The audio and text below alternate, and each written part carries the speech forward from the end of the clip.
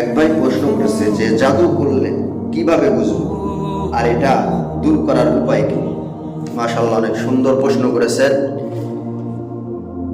জাদু মোহতারাম হাজরিন, এটা অধিকাংশ মানুষ যারা মানুষের ভালো দেখতে চায় না তারা মানুষের উপর জাদু করে। বিশেষ করে পাড়া প্রতিবেশী যারা আছে, অন্যের ভালো দেখতে চায় না, তারা জাদু করে। তো আসুন, জাদু করলে কি আলামত তার মধ্যে বিরাজমান থাকে, তার মধ্যে কোন কোন আলামত পাইলে বুঝতে পারবেন তাকে কেউ জাদু করেছে। শোনেন, যদি পাহাড় বাসায় যদি কাহার উপর জাদু করে থাকে, জাদু টানা করে থাকে, তাহলে 5টি লক্ষণ যার মধ্যে থাকবেন, মনে করবেন যে তাহাকে কেউ জাদু করেছে। তো মুআজ্জাজ হাজিরিন, নাম্বার 1 নাম্বার, বাসার ভিতরে সবসময় ঝগড়াঝাগড়ি লেগেই থাকা। স্ত্রী সন্তান, স্বামী স্ত্রী, মা বাবা, এরকম ভাবে বাসার ভিতরে সবসময় ঝগড়াঝাগড়ি লেগেই থাকা, সব সময় ঝগড়াঝাগড়ি হয়। নাম্বার 2, অস্থিরতা, অসুস্থ লেগেই থাকা। শরীর থেকে না, মানুষের অসুস্থ হয়, সব সময় ধারাবাহিকভাবে একের পর এক অসুস্থ হতেই থাকে।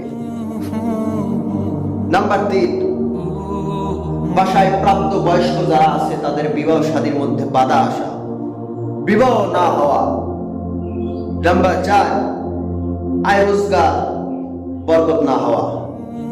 আপনি অনেক জায়গায় কাজ করলে, ছেলে কাজ করে, বাবা কাজ করে, সন্তান কাজ করে, স্ত্রী কাজ করে, হাজার হাজার টাকা আপনি অর্জন করলেন, পাইলেন, কিন্তু ওই টাকার মধ্যে কোনো বরকত নাই।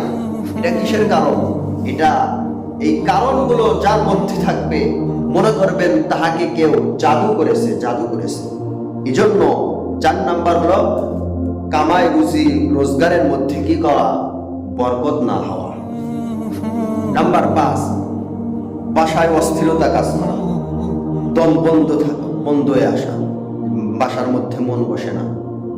এই 5টি লক্ষণ যার মধ্যে থাকবে, মনে করবেন তাহার উপর কেউ জাদু করেছে। মুআজ্জাজ হাজিরিন, এখন আসুন, এই জাদু কাটার কি উপায়, জাদু দূর করার কি কৌশল, কি আমল? আল্লাহ রাসূল সাল্লাল্লাহু আলাইহি ওয়াসাল্লাম তেনাকে যখন জাদু করা হয়েছিল, আল্লাহ রাসূল সুস্থ মানুষ, দিন দিন চলে যায়, অসুস্থ হয়ে পড়ে। তো আল্লাহ রাসূল অসুস্থ হয়ে পড়ার পর আল্লাহ রাসূল সাল্লাল্লাহু আলাইহি ওয়াসাল্লাম তিনি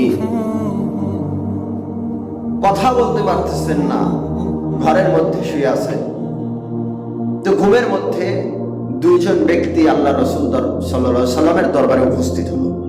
আল্লাহ রাসূল সাল্লাল্লাহু আলাইহি সাল্লামের দরবারে উপস্থিত হওয়ার পরে বলতেছে যে এনাকে কি করা হয়েছে? আরেকজন বলতেছে এনাকে জাদু করা হয়েছে। আরেকজন বলতেছেন কে করেছেন? তখন আরেকজন বলতেছেন যে অমুক ইহুদি করেছে। কিভাবে করেছে? বলে আল্লাহ রাসূল সাল্লাল্লাহু আলাইহি সাল্লামের চুল নিয়ে, চুলকে কেটে দিয়ে জাদু করে কূপের মধ্যে ফেলে পাথর চাপা দিয়ে ঢেকে রেখেছে।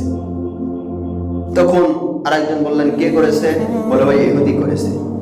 তখন আল্লাহ রাসূল সাল্লাল্লাহু আলাইহি সাল্লামের এই কথা বলা শোনার সঙ্গে সঙ্গে আল্লাহ রাব্বুল আলামিন হযরত জিবরাইল আলাইহিস সালামকে পাঠিয়ে দিলেন, এবং জিবরাইল আলাইহিস সালামকে পাঠিয়ে দিয়ে বলেন আল্লাহ রাসূলকে শিক্ষা দিলেন যে ওগো আল্লাহর রাসূল, ওগো আল্লাহর নবী, ইয়া রাসূলুল্লাহ, আপনি এই সূরাগুলো তেলাওয়াত করতে থাকেন। সূরা নাস, সূরা ফালাক, এর ভিতরে 11টি আয়াত আছে। আপনি প্রত্যেকটি আয়াত তেলাওয়াত করেন, আর এই গেটটুর উপরে একটা ফু দিবেন, গেটটু খসিয়ে যাবে, গেটটু খুলে যাবে। এই কথা বলার সঙ্গে সঙ্গে আল্লাহ রাসূল সাল্লাল্লাহু আলাইহি সাল্লাম তিনি যখন এই সূরাগুলো তেলাওয়াত করতে করতে এক একটা আয়াত পরে আর ফু দেয়, যখন এরকম ভাবে শেষ করলেন, তখন আল্লাহ রাসূলের জাদু কেটে গেল, আল্লাহ রাসূলের শরীর সুস্থ হয়ে গেল। মুহতারাম হাজিরিন, আপনাকে যদি কেউ জাদু করে থাকে, তাহলে আপনি যদি প্রত্যেক দিন সকাল ফজরের পর, ফজরের নামাজ পর আর মাগরিবের নামাজ পরে যদি আপনি সূরা ফালাক, সূরা নাস, সূরা ইখলাস 3 বার করে তেলাওয়াত করে যদি আপনার শরীরে যদি ফু দেন, তাহলে পৃথিবীর কোনো পরাশক্তিও আপনার উপর জাদু করতে পারবে না। আল্লাহ রাব্বুল আলামিন